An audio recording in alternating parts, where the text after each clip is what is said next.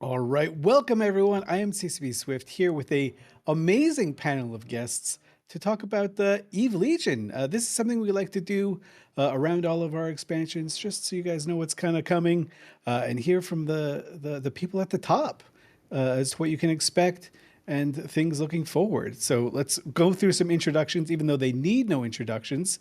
Creative Director CCP Berger, how you doing? I'm doing great. Great to be here. Great to be back. FanFest was a month ago, and it just feels like it was simultaneously ages ago and also last week. But it's nice to be able to talk to people again. Definitely. Next up, we have our executive producer, CCP Rattati. How you doing today? I'm doing great. This is my I, second. No, I'm joking. I'm back. I got super sick at Fanfest, but like it did have a lot of fun. But it took a while to get better. FanFest flu is a mainstay. Uh, it's everyone gets some version of it at some point in their FanFest career. And then last but certainly not least, game design director CCP Okami. And it was your first FanFest. How was it? It was my first Fest. It was flippin' awesome. It was so good to be there. Super nice to meet everybody. I had a great time, and I didn't get sick. You just jinxed it. You're gonna get the long incubation period, FanFest flu. So I had a good sorry. strat. I Yeah. washed my hands so many times, so many times. Yeah, I also managed to avoid getting sick, which is a first for me for FanFest.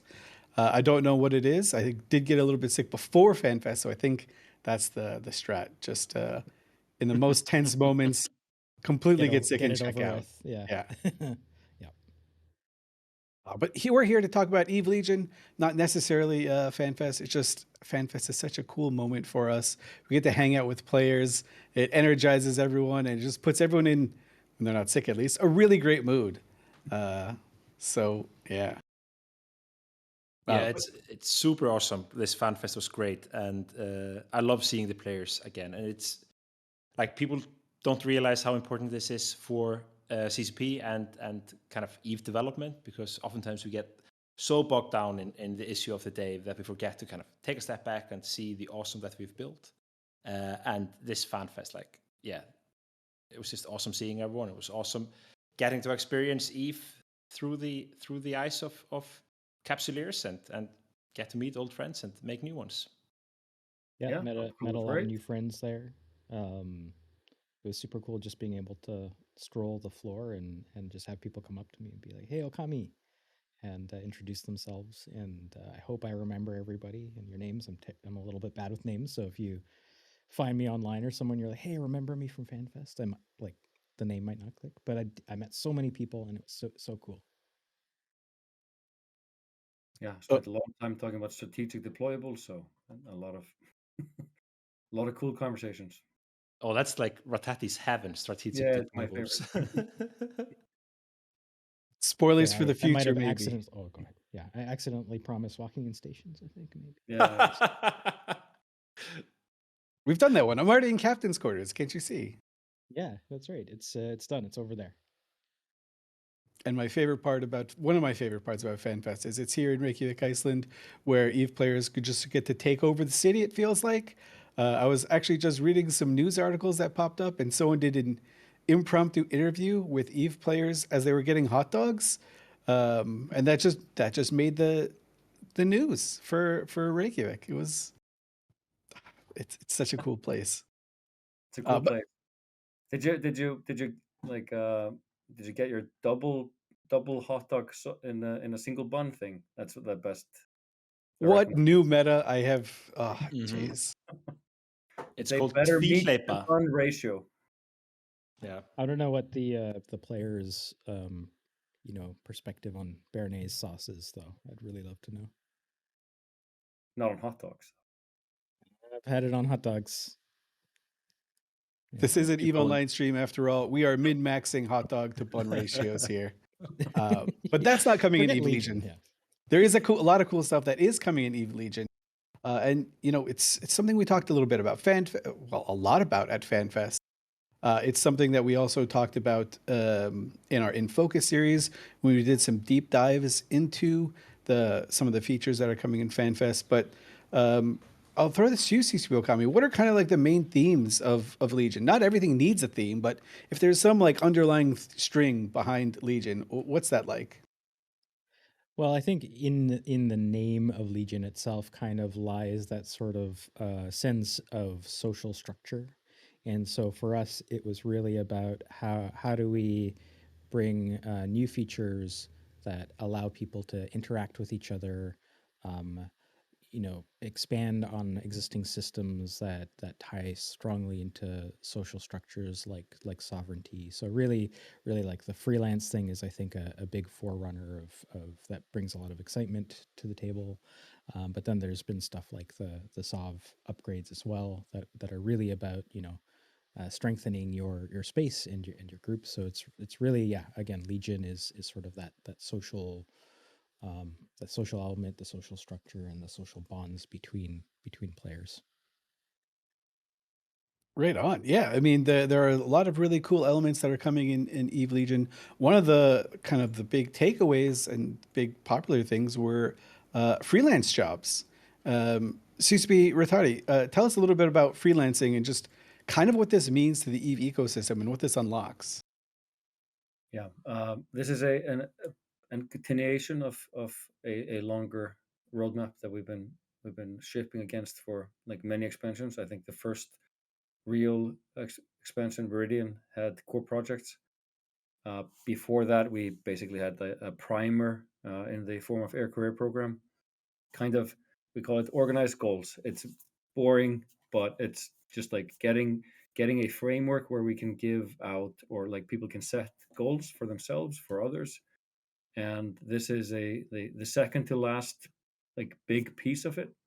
Freelancing is basically being able to create jobs or projects for people who don't belong to your corporation.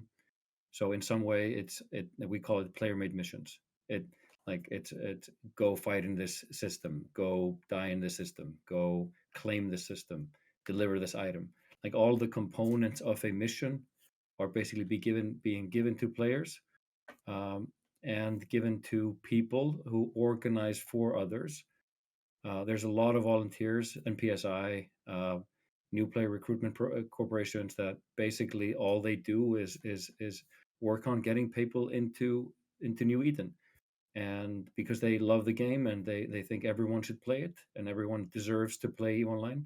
So this is a huge step towards that. It's a technological feat as well.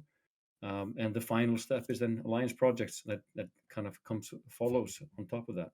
Then we've basically done the whole suite, and we can then iterate, add more contribution methods, etc. But this is a tool for content creators, and I think we don't know what they're going to do with it. We know a lot of people what they're going to do with it, but it's not just about new players. It's also about like people working together cross corporations. It could be great for faction warfare cooperation. It could be great for people who live in nullsec but don't own Sov. Like how do they like contribute into their ecosystem?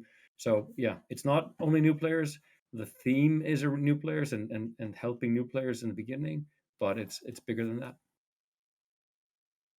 Yeah, CCP Burger, I know you were talking about to a lot of players at FanFest about how they plan to use this thing. And whenever development makes a plan, we're smart enough to realize we know that players are going to do stuff in a way that we don't expect. But without kind of like going into it too much, what do you think players are going to try and break with freelance jobs? What do you think they're going to try and like unleash into the community? Well, of course, the initial reaction, there was a lot of people talking about the evil stuff they were going to build. But kind of during the pub crawl, there were a lot of great conversations that spun out. Like there was a lot of people talking about how they're going to change how they recruit into their corporations. But one of my favorite conversations was with a capsuleer who had already started writing up like vignettes, like, about, or kind of these short stories that he wanted to get into New Eden, like his own kind of vignettes, EVE Online vignettes. And he wanted to kind of get people into wormholes and getting them to see kind of cool places in wormholes and read his stories that he kind of experienced throughout his Eve life. So yeah, just kind of imagine the awesomeness of player made epic arcs like that. Like that's the stuff that I look forward to seeing.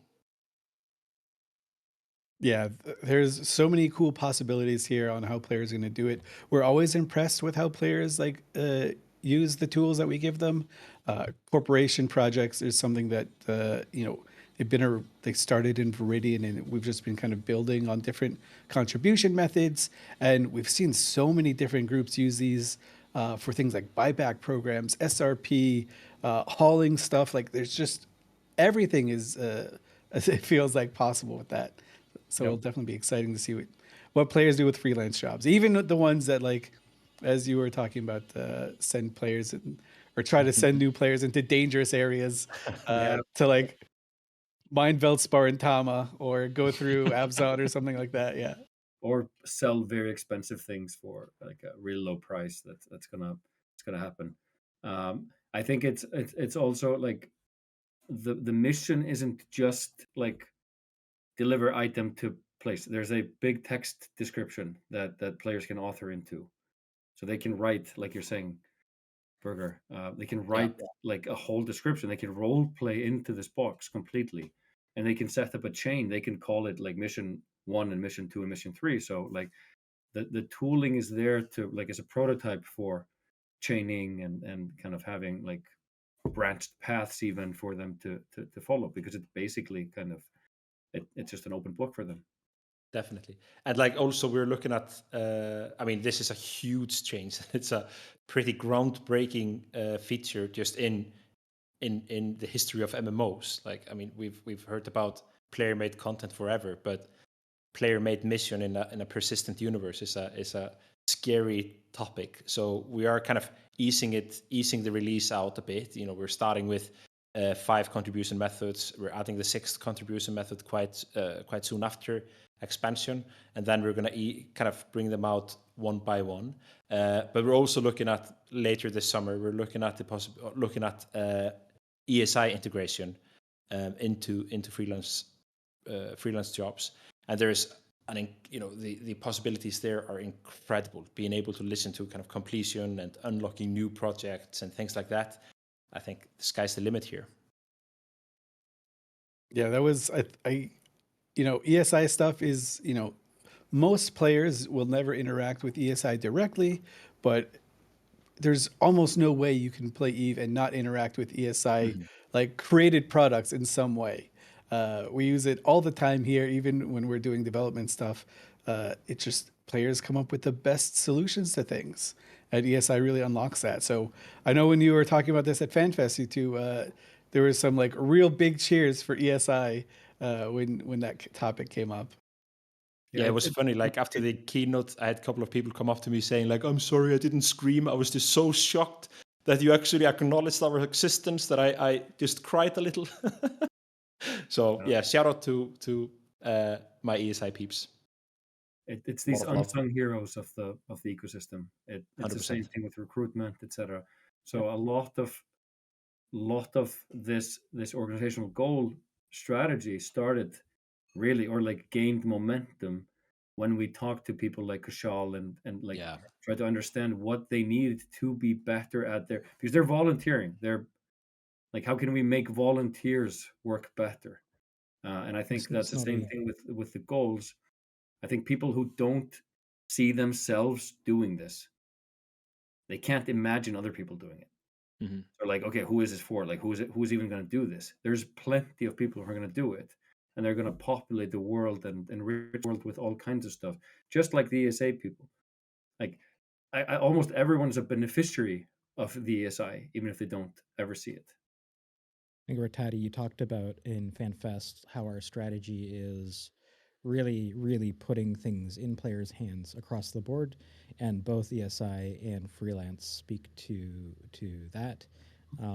And like players are already doing this, hmm and it's amazing to see. And so it's just pushing this paradigm forward and giving more opportunities and more tools and more ways of doing this. So thank you for everybody who builds on ESI and provides for everybody. And thank you for everybody who already like helps new players. This is just another way to do that. And I think like I'm personally really excited also just to see the unexpected, the Yeah. creativity and the stories that will come out of this, because inevitably there's going to be stories. Yeah, someone's gonna put up a freelance job, and they're either going to make a lifelong friend or a lifelong bitter enemy that will drive them through their path in New Eden.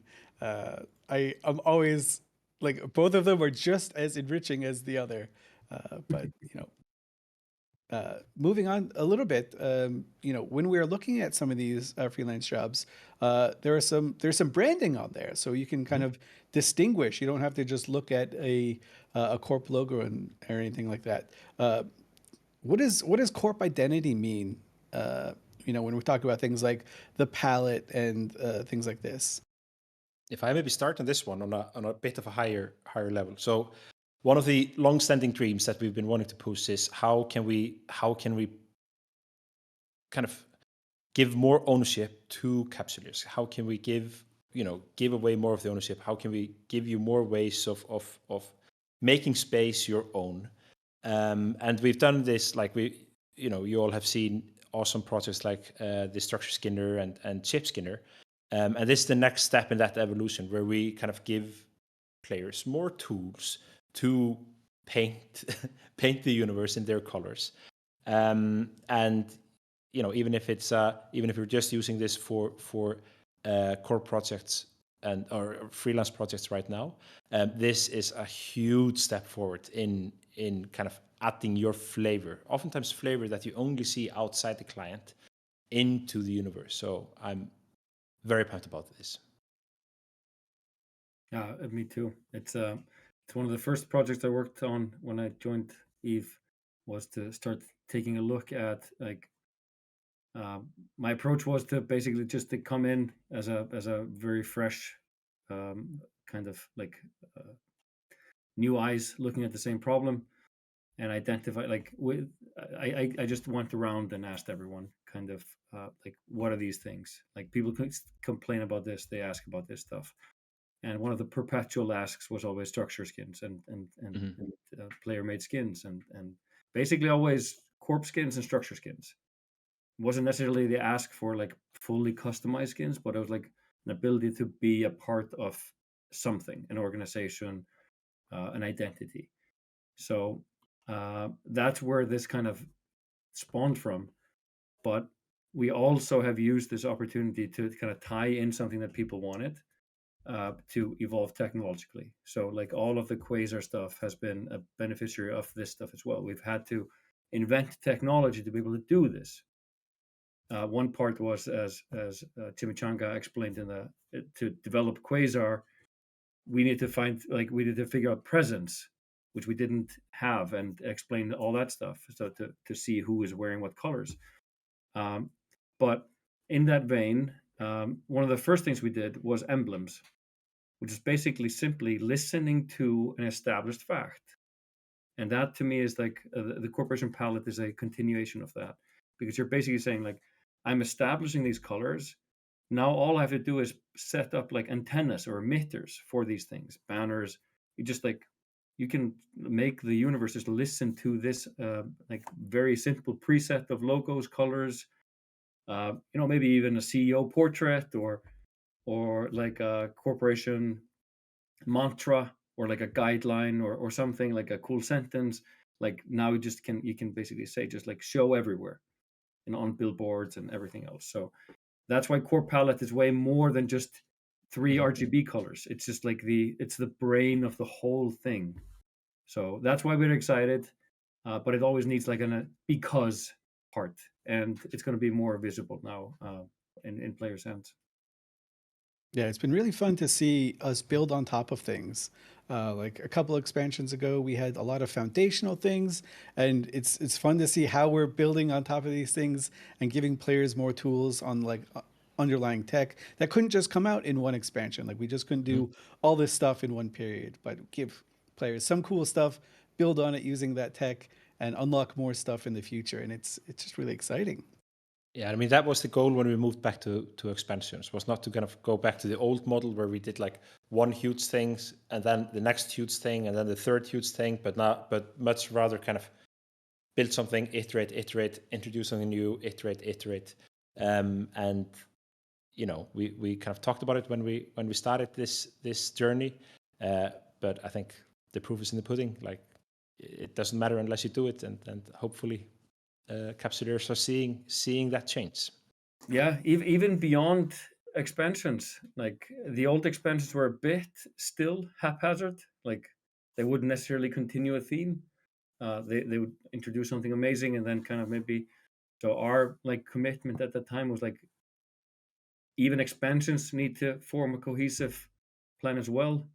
Uh, I'm very reminded of this. I'm rewatching Star Wars now after Andor, so I'm watching 7 to 9, and they remind me a little bit of the expansions of old. Kind of like new director, completely different ideas, not going to continue at all what happens in the last movie. So we're trying to do more like Andor stuff than 7 to 9. I'd say. Talking about big projects that we're undertaking, the new map and stuff like that, like bring the map into New Eden. Let's talk about that a little bit. What is, I guess, to recap, what is coming in Legion with regards to the map? So we're taking the first steps in how what is the best way of saying this? I'm not going to say introducing a new map, but maybe finishing the map that we introduced in 2016, 17 ish. So yeah, we did like a huge. We started on the map back then. It was in a dire need of update due to how we changed how the camera and game worked. But we never really finished it, and it was just one of those orphans that we forgot, and we're trying to be better at not leaving things by the roadside for too long. Yes, I know. Scream at me. Twitch chat. Yes. Bring it out. It's fine. Lodge and kill mails. Yeah. I know. But let's start with the map. And so for this first expansion of the new map, we're looking at kind of some of the core functionality. We're looking at a lot of the filters that were kind of hidden up on top of it, and we're moving it down into their own section. We're introducing favorites and allowing you way more custom. You can customize your banner and stuff like that. And we're just kind of making it more accessible for everyone. We have some awesome future vision ideas that we talked about at Fanfest, how we want to kind of make the map more a thing that you use in your day-to-day play.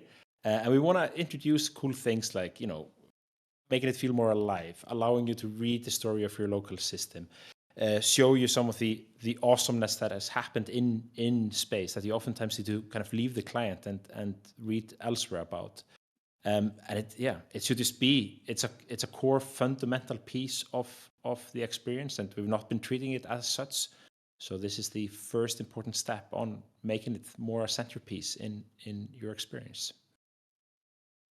Yeah, you can tell how much of an Eve boomer I am, because I still think of that map as the new map, even though, as CD Burger, you were mentioning, it's like 10 years old. It's not a new map at all. But we've got a new or we got like new updates for that map. A newer map. To bring things together, have information at a glance that players can use. And I know the teams have been like really active in figuring out like what are the pain points in the map, what do you use it for, what should you use it for, and just making sure data is presented in a way that you can just look at and be like, yeah, that's where I want to go, that's where I definitely don't want to go, and just I want to plan my route this way and things like this. And there was a great UI. There were like a series of great UI UX workshops at Fanfest. They were quite small. There were only like between 10 and 14 people in each workshop. A lot of people that tried to get in. Sadly, not everyone could. And I just want to give huge shout out to everyone that attended those, and they gave us incredibly valuable feedback on if it was mining or the map or fitting. we're taking that feedback and really kind of folding it into the next steps beyond Legion. I think also from a design perspective, just talking about the map, it's a really critical piece of Eve heading into its third decade. It's really important to have something that both captivates and helps players who enter Eve understand the relationship to the space that they're in such a vast and complex game. So there's a lot of just the usability that we bring there can help people who are coming into the game for the first time or returning to the game after a while remember or re-understand how the universe is and how they exist within it. And then there's sort of our extended view of the roadmap of this, which is, you know, it's not just newer players, but it's how does everybody use this and how can it impact you moment to moment, both in what you are doing and your activities that are important to you, and your organizations, and kind of scaling it out to that. And then there's like Berger, you mentioned this at Fanfest, but there's a very cool sort of like sci-fi element of a map too that is core to the fantasy of what Eve is, and so making sure that this is a usable tool that both allows players to navigate New Eden well, but also express that fantasy and make it feel like you're truly living in this fantastic sci-fi universe is kind of important too. Yeah, I think we have to show like activities, life, like presence of corporations, and like it can just be more than just 3D lines. Like there's so much more we can show there from a just like a 4x standpoint or like a 2D map perspective. You're just like it. We can show so many things on a moving strategic things, or big movements of like fleets or whatever. Even if it's in the past, you could see documented behaviors, stuff like this. What happened in the last month? Show me Yeah, like the yeah. movement. Like Put the MER into perspective is huge. Like we have the at the end of the MER, you have kind of like a little visualization of stuff. Like why not just like in the MER, like in the star map itself? Oh, press sideline. Where's that being like harvested? Like all kinds of stuff that we can do. Coming like originally, obviously people who played World of Warcraft, like it it it plays such a hardcore part of the game of like where things are. Then you had your third party plugins also to find stuff and figure stuff out. So like I think there's also a huge way of starting to think about like what if how do we embrace the same thing, like the third party development, how do we embrace that into our map instead of having it outside of the client. That's future vision, but that's I think where it logically goes. Yeah, we've got a lot of cool plans for the future. You know, just stuff that is coming in Legion, as we're able to show, like just making more usability, adding more function to the map, and we'll be talking to you guys in the future about like what you want to see in a 2D map or what type of planning you want to have. Like, we definitely want to build this thing in collaboration with players, not only the CSM, but kind of everywhere.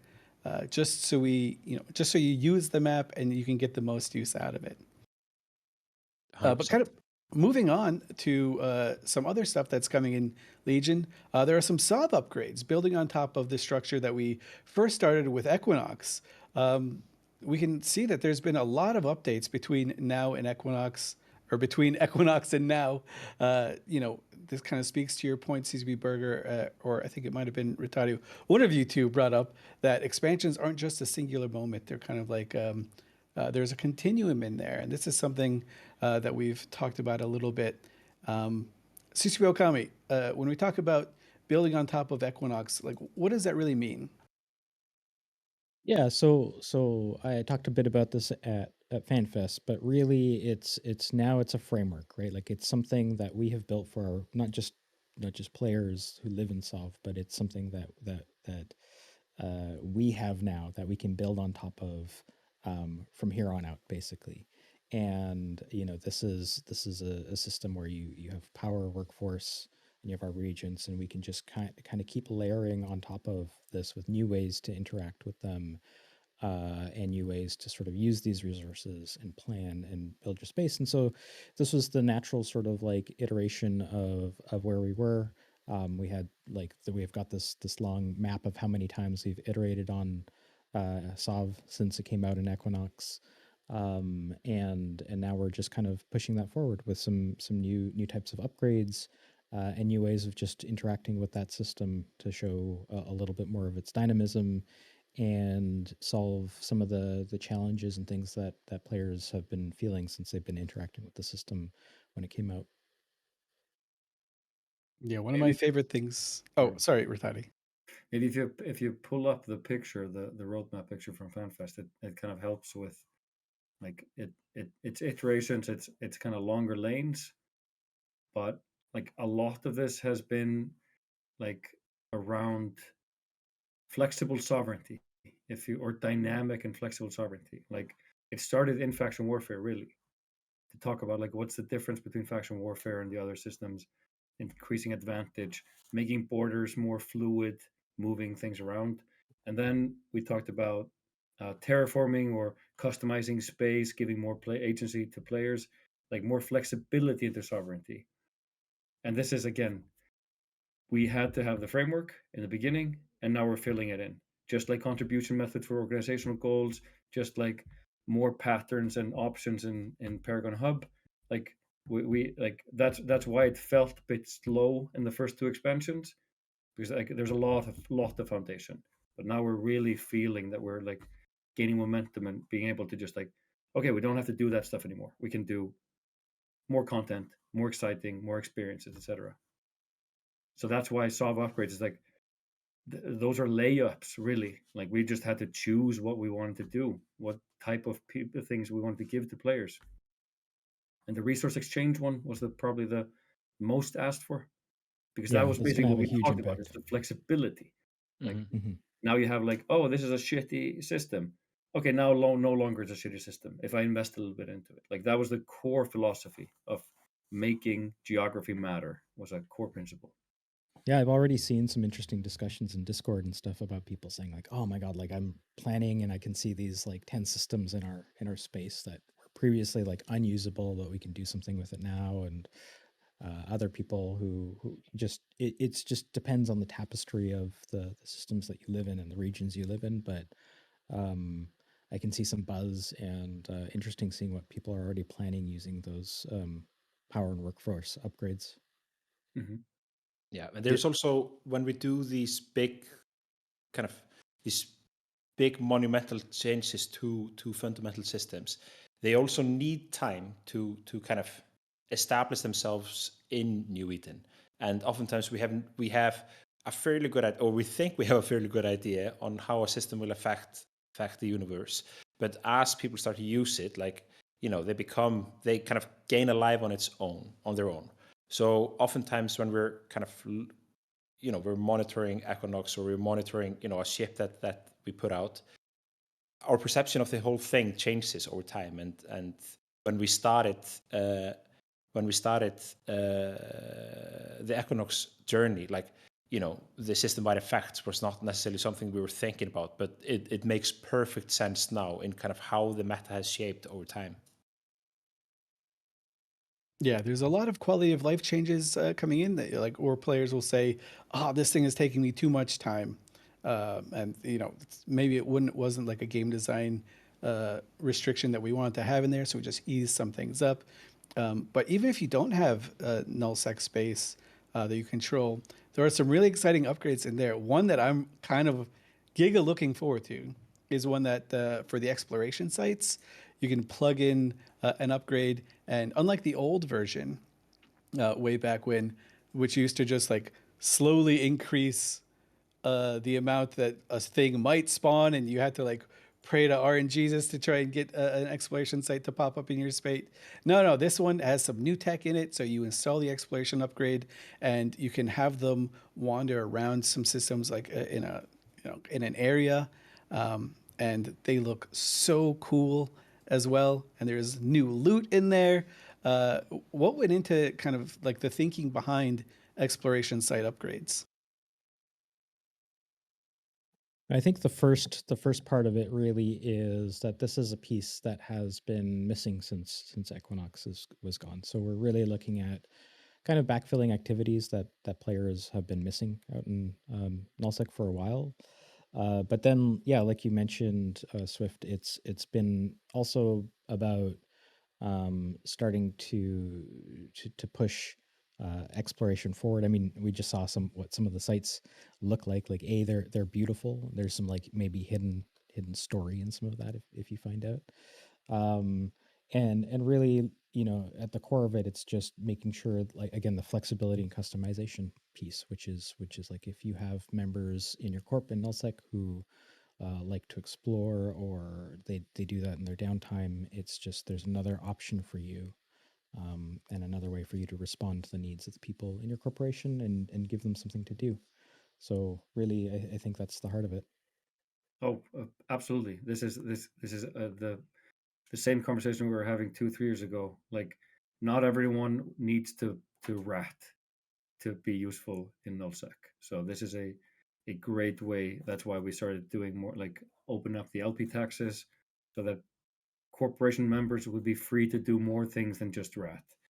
This is the same exact thing. This is a dream come true, and we're also solving, hopefully, some exploration item bottlenecks in capital manufacturing at the same time, which is a beautiful 2-for-1.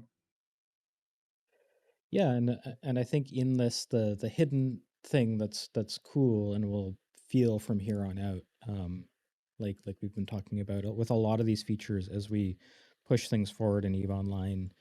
We also look at how do we iterate and develop on top of our technology, right? Like EVE is a game that's been out for like 22 years, and certain things that may have existed in the past have had restrictions that like we want to change and we want to work with in different ways. So this is another piece of technology that we've been able to iterate on while we're implementing this that will unlock a lot of potential for us as designers in the future with how we want to manage and the distribution of sites and things. So this is just the first like place where you're going to see it, but this will be something that you're going to start to feel from here on out in the types of work we do. So just like freelance projects have also kind of iterated on some of the technology and have unlocked the ability for us to do new things. This is like kind of a hidden one where you might not sense that right away, but it's also a key component of what we've done here. Yeah, Related when to that, these the exploration, no escalation stuff. We've wanted to add like a layer of surprise and delight. So like there's a chance of like more like epic or rare spawns of things. And we did start doing that, and then we ran into like, oh, okay, we actually don't have the tooling that we need to be able to do that, because like the escalation sites had just different rules than the other sites. So now we're also trying to solve that as well, so we can have like longer lasting escalation, etc. Yeah, and these exploration sites, the ones that come from the upgrade, do have a chance of escalating too into like some cool jackpotty type sites with some really cool new loot that I think it's going to be a bit of a gold rush for explorers that they probably haven't felt in some time. Just going in there, there's like a new implant set to go after for exploration, just new storyline loot that's going to be really popular for some Marauder pilots out there for sure. And yeah, I'm excited to see. Of course, the alliances are going to try and do this, and they're going to try and like guard their systems and get as much of the loot out themselves. But people are going to sneak in there and take their stuff. Yep. And that's always my favorite part. New content in space. Then they're going to have to escape somehow, and maybe they're going to run into a camp. Eve is just like this great web of whole different systems that are connected. Yeah, and also speaking of more cool upgrades and things that we've kind of pushed and that are new in this is our system effect upgrades.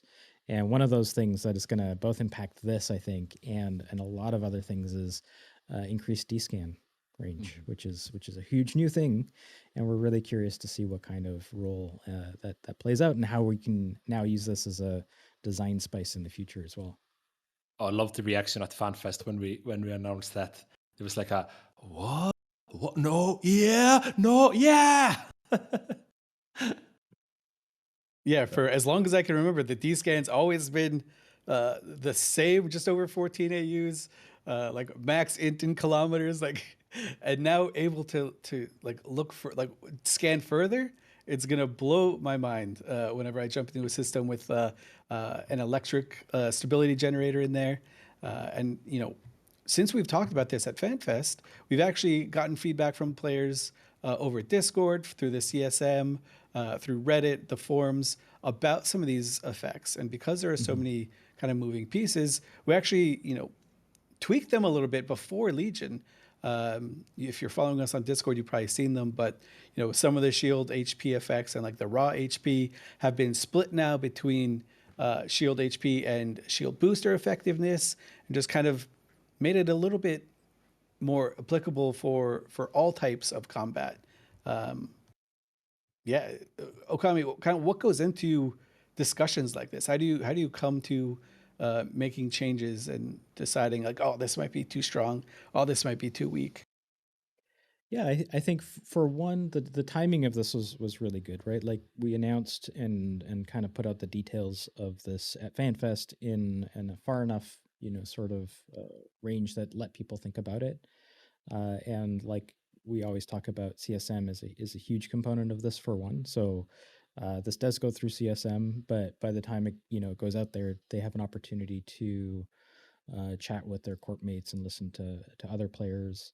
And I love Discord. I'm in there all the time chatting with folks, and so you start to hear feedback around these things. And I think it's awesome that we have such a good, strong connection with our community, that we have the opportunity to not only like we're not just like getting excited about things, but we're having the chance to iterate on them even before they come out in an expansion. And yeah, we're going to keep that up. So like, again, did we tune it correctly? Nobody's going to know until we start using these things. But we're going to just keep having this conversation and like iterating on it till things get right. And I think it's just been awesome in this expansion that we've even had the chance to do that before some things come out. Yeah, and the part of the reason why it's always tricky to do this is because with Legion, there's a lot of stuff coming out that can affect the meta in some way, like really, really shake up the meta. One of the big things is surgical strike resistances, which got partially rolled back before, getting all the way rolled back now. So now every resistance mod is going to be a little bit stronger. Maybe it opens up some new doctrines that you can fly. Maybe your Abyss running. Maybe you hop up to the next level. What do you guys expect to see? Not predict, but what do you guys expect to see with like a shakeup of this magnitude? Chaos. No, Chaos. a little bit, but honestly, yeah, I think it's going to be first of all, a relearning of the meta, which is always interesting.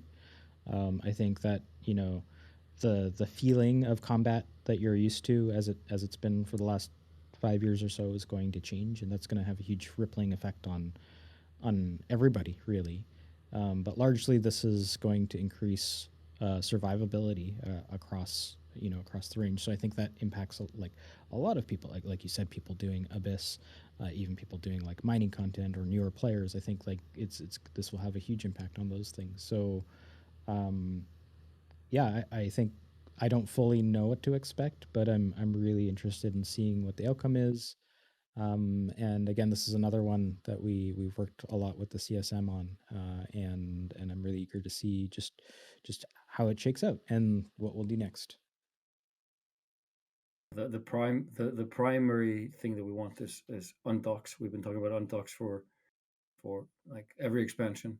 Get people into space, incentivize people to get into space. Survivability is a way to get to overcome risk aversion.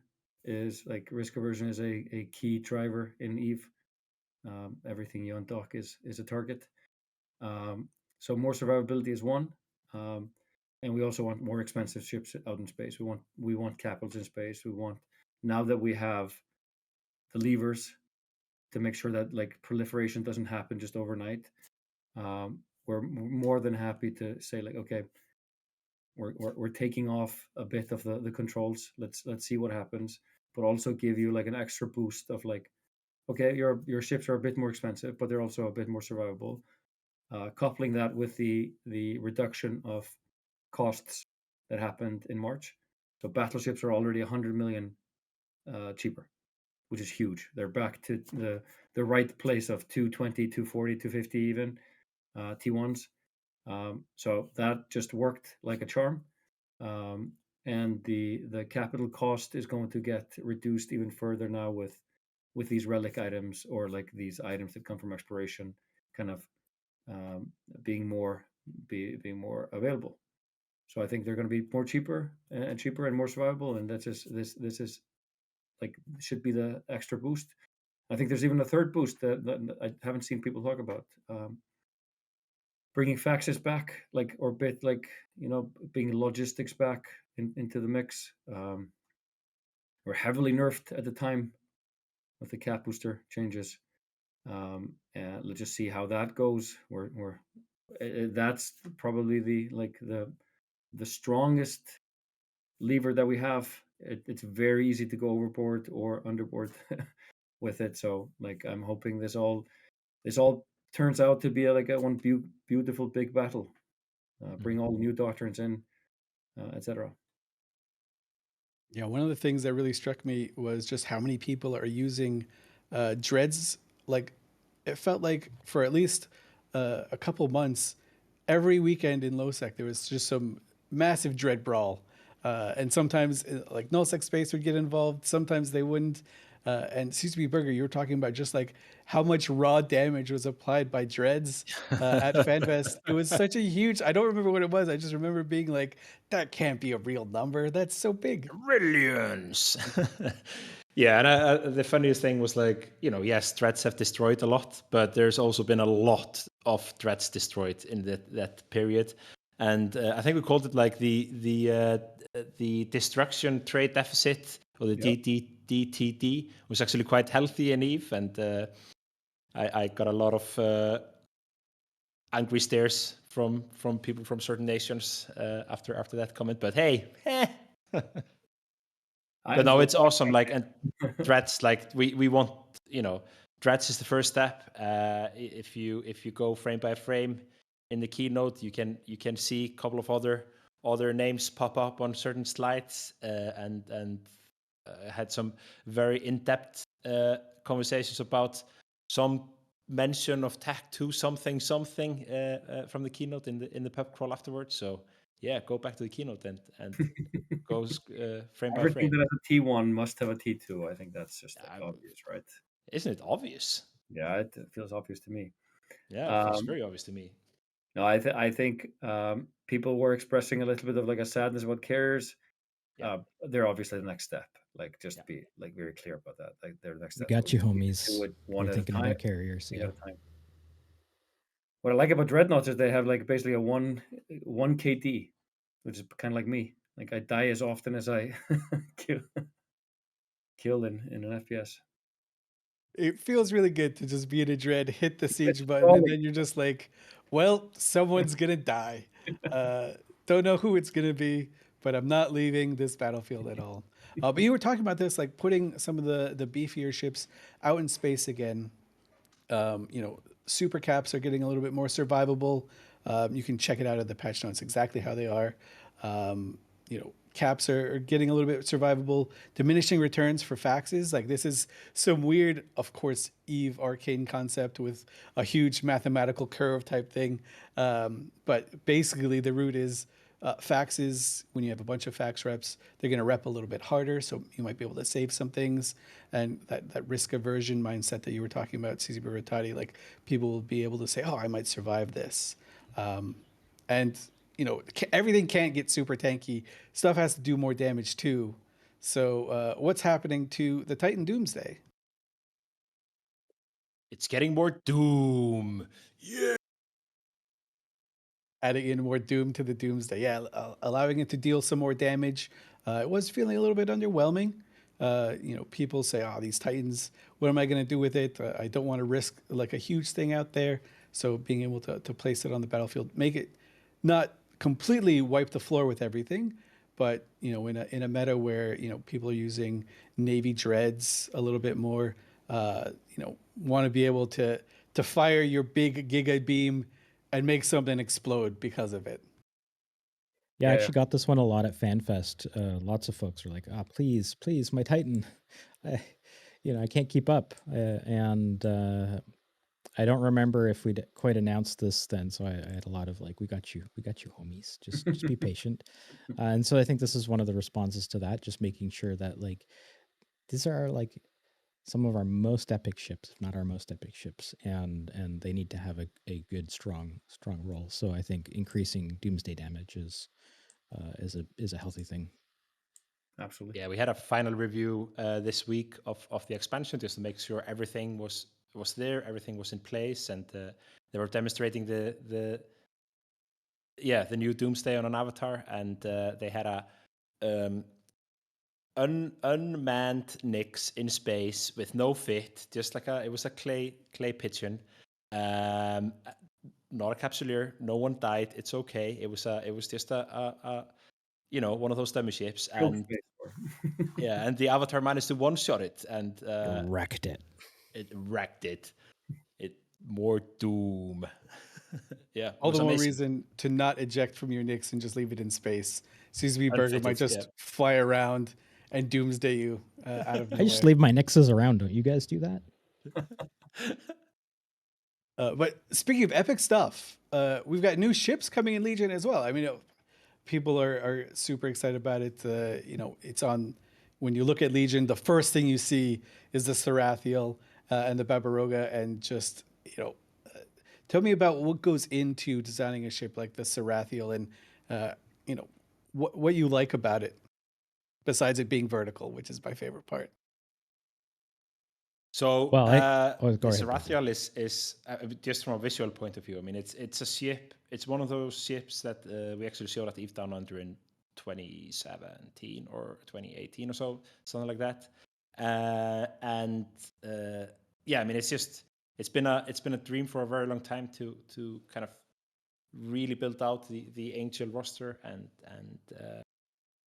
yeah, so the Sarathiel was one of those ships, and it's there's a lot of passion and there's a lot of love that goes into it, and of course verticality and awesome horns. But Okami, you can talk about the details of the ship. Yeah, I think from a design standpoint, like both ships are pretty hyped. They're both like very late game, expensive ships. I'm seeing a ton of hype, more than I thought actually for the Barbaroga. Like we definitely have some Triglavian fans out there for sure. So lots of excitement for this. And I think when it comes to a design standpoint, like how do we design these things? How do we approach them? Really like the Barbaroga is it's just more of a thing that people love already, which is kind of the role it's fulfilling, I think, just to put it simply. So it has a clear role, it has a clear function. I think like when you look at it and what it does, it's pretty straightforward.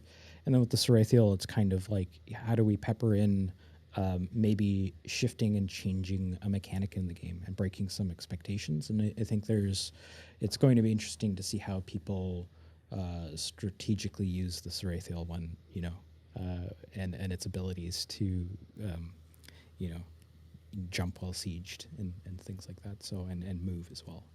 And I bet there's going to be some really unexpected outcomes in place. So yeah, like I said, from a design standpoint, really like both ships have a clear sort of design pattern based on the factions that they belong to, and then one is giving you more of a known thing that you love, and the other is trying to break some design and gameplay patterns to empower some new creativity on the battlefield. Mm-hmm. I Yeah, and think if you want to, go for rapid it. deployment is like it's just a strong thing in military history, being able to do like something unexpected, especially if you're like factoring in Titans and Doomsdays again. Like if Titans like pop a dread in a shot, like okay, what's their ability to fight back? How do they punch it up? Do they have some way to move around, do something, avoid the Doomsday, etc.?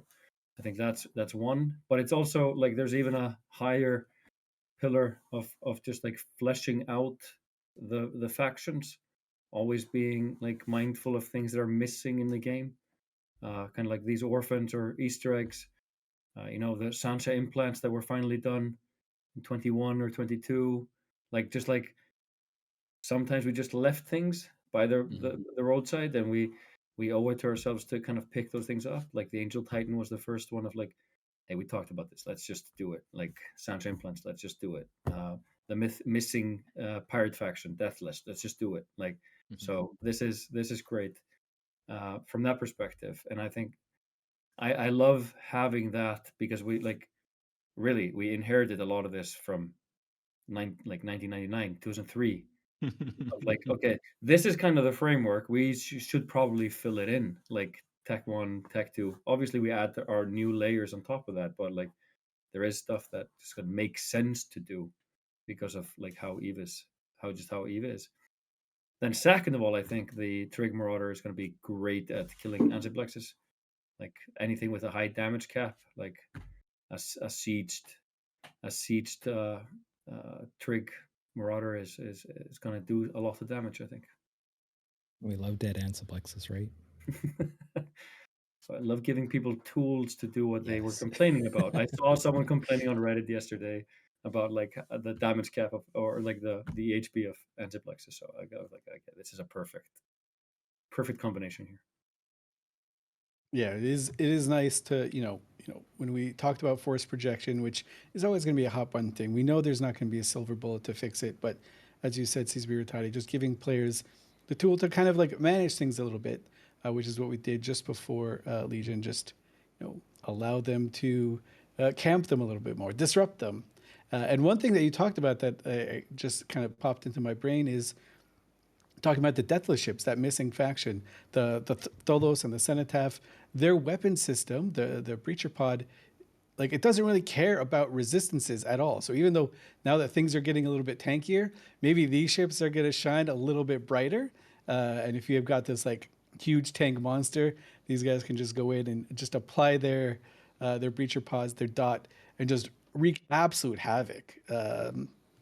It's going to be neat to see all the new things pop up with just like some, I don't want to call them small changes, but like changes that you don't really think are going to affect all types of meta and just combat. That's a great reminder, because back in Surgical Strike, we were trying to we were evaluating like what can we do with resistances. Like they're very high, like even in traditional games, like we're talking 90, like in the 90% resistances, which is kind of becomes like a very mathematical thing to figure out. And it's like it's not just like 10% or 15%. You start having diminishing turns and all kinds of things. We were at that time thinking like, okay, what if we introduce like ammo that bypasses shields, or like a new type of thing or whatever? And we're like, okay, that's just too big. Let's just nerf resistances. It was the easier, simpler way to get the job done. So exactly like you're saying, we've already introduced the counter that we wanted. Now we can give the resistances back. So it's almost like there's a plan. I got to go check the market for a Cenotaph after this real quick. Yeah, I was so annoyed when we were talking about the Babaroga at FanFest, because as soon as you guys were talking about it, all the Leshak VPCs vanished from contracts because people are going to need that to do the invention job for them. And I didn't get to grab one before that happened. So I had to sit home and grind in the abyss with my sacrilege just because I hate flying a Gila for it. So the sacrilege isn't even that great at it, but I did it anyways. And I just spent the time until I got my own Leshak BPC so I can be ready for patch day and hop in there, because I am so psyched about this ship. It looks so cool as well. Like it looks like just a chunkier Leshak. I don't know how the art team does it. We kind of glanced over a few things in terms of like other changes that are coming in Legion, but like visual updates to some iconic cruisers like the Thorax. They just make the Thorax look more thoraxy. Like how do they do it? I actually heard Berger go over to the art team just at the beginning and say, "Can you just add more chunk? Just more chunk." And that was it. Magic. Add more Thor into the thorax. Yeah. Make it more thick, please. Yeah, no, I mean like these are iconic ships. We don't want to change them. We want to kind of embrace their character and just make them more menacing, more kind of there, and give them more weight and yeah. So yeah, we're actually doing redesigns to what 5 base hulls and all their variants. So it's 13 ships altogether, and I don't know. I mean, the artists they just seem to have more hours in their day. They manage to knock out awesome stuff in incredible amount of time. So I'm very pumped to see these ships. Like every time we do redesigns, like these ships get more love, they get more attention from the community, and somehow like ships that people think are kind of dead in water become the new thing again, even without a balance change. So look forward to seeing more of those ships blowing up and yeah, blowing up other things. Heck yeah, blowing stuff up is the best part about EVE Online. Sometimes you don't like getting blown up. I have a strong core memory of losing my first thorax, that people still probably make fun of me for, because at the time I threw heat sinks on there because it sounded like a cooler damage mod than the magnetic field stabilizer, which I was like, I don't even know what that is, but a heat sink, I know what that is. And so when they went to loot my wreck to save my ship, they laughed at me and they don't let me live it down. I'm sure we all have embarrassing losses. Maybe one day we'll do a stream about all our embarrassing losses. Yeah, we actually should do that. I'll get my friend who lost a gyrostab Erebus, just because that's way worse than what I did to the thorax. But these things happen. Harder now because they look a little bit different. But yeah, there's going to be a ton of really cool stuff in the Legion expansion.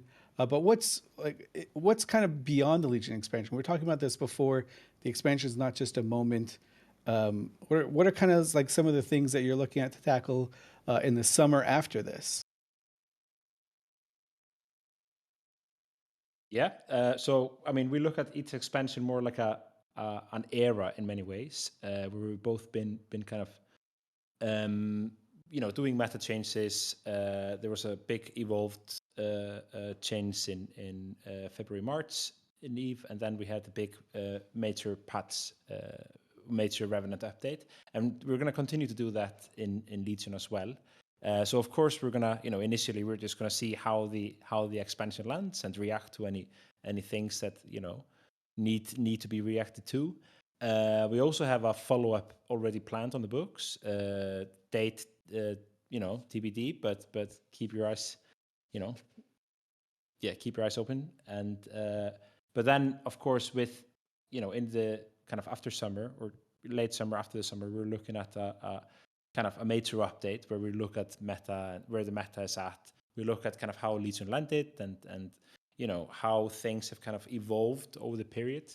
And yeah, I mean, I don't want to go into any details. Maybe Okami has more nitty gritties he wants to go into, but yeah, I mean, I think with the major update, as I mentioned at FanFest, really it's a good chance for the dust to settle. So I'm sure that we're gonna break something, or something is gonna come out and be like super strong, or maybe not strong enough. So it's a great spot for us to just kind of address those things, and then also look at shifting the meta again. So since March, we're seeing how the meta shifted with mining, for example, and how great it's been. Having everybody kind of come out and play that game again, play the market, and play like relearning the solving complexity puzzles. So that will be a piece of it. So there's a little bit of I don't know, but we'll find out together on that journey. But we'll also have a couple things coming out for sure in the summer, which one of them important to me is the contribution method for delivery for freelance projects. Like that's a big one. So no date yet, but between Legion and the major update, we'll have that coming out as well. I don't know, Rattati, do you have anything else you want to jam on that's coming out then? So we committed to the ESI endpoint rollout for everything. So like that's because we're paying some tech debt that we just are committing to making that like the core engine of the ESI. We're updating the engine of the API itself. Like the data pipelines. There's a lot of like new off-the-shelf software, like for the nerds GraphQL and stuff that kind of is just like meant to do this. We're modernizing a lot of the API as well, to be able to then just add way more endpoints. So it's a little bit of a journey to get parity with the features that we have, core projects, etc. We're hoping that everything gets done by the major update. It should be like the finale of those things. But then from then on, like it's no longer tech debt. It's just like regular business to have better ESI endpoints for features that are important. Alliance projects obviously need an endpoint eventually, etc. And even input endpoints, as you've said. On the major update, I like keeping it more reactive. We're just saying we are carving out time to tune the economy, to tune the meta, to react to stuff. It doesn't necessarily mean that we know exactly, because we don't know. We have no idea what's going to happen in the first month or two of. You're all going to do some wild stuff, and There's we going to be anticipate it. something, Yeah. and there's going to be some complaints about faxes or doomsdays or something. So like, it's really just it's being careful to not overcommit for the expansion, making sure that we have. We'll tune up Doomsdays even more, maybe. Yeah, we'll just make them bigger. But off the top of my head, I just cannot remember the feature list, and I think it's fine to keep it a little bit of a secret. Yeah, absolutely. And we always listen to you guys in the community as well. No matter where you are, we eavesdrop on your conversations, and sometimes you throw big flags at us. So, force projection, that's always going to be something we're talking about and thinking about. Ganking versus griefing and just how that interaction works in the game. That's something we're always thinking about as well. War decks were something that were pretty common. Some weird interactions and loopholes like faction warfare, AWOXing, always ship balance stuff. As Okami, Rattati, and Berger were saying, you guys are going to break something with a ship. So we just got to make sure things are back Please in break line. something, actually. Yeah. And just do more it. tools for you guys to tell cool stories. And, we know there's a lot of movement going on in the map. And so we're very eagerly watching to see what happens and seeing how you're interacting with some of the new stuff that you're going to have, the new toys, if they get used, how they get used. It's going to be a really fun moment. One of my favorite patches was the Revenant Major update. It felt like so much stuff changed in there and shook things up. So, don't want to get too far ahead of ourselves because Legion's not even out yet. But yeah, it's just really cool to see how this paradigm works. Yep, we're very happy with how it's panning out. Yeah. Right on. So Good. No more delay. We talked a lot about stuff. I like to yabber on about things. I get excited about the Eve expansions, and it's always fun to talk with you about Legion. Where can players learn more about what's coming in the expansion? Ooh. Maybe. Yeah, patch notes. Aren't they live like now, or were they live Pretty like quick. 2 minutes ago, or in 2 minutes? Soon, TM. Hopefully, we've timed it right so they go live right when CCP Burger says now.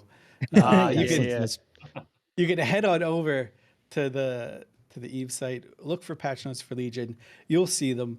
There's a ton of stuff that we didn't get into, right? Like there's a lot coming, the exact modules that are coming, tons of different things in there. So give it a pour over. Legion does come out on Tuesday, next Tuesday on the 27th. So you've got the weekend to digest everything, make some plans, maybe make some market moves in there. And yeah, we're just really excited to see what you're going to do with it.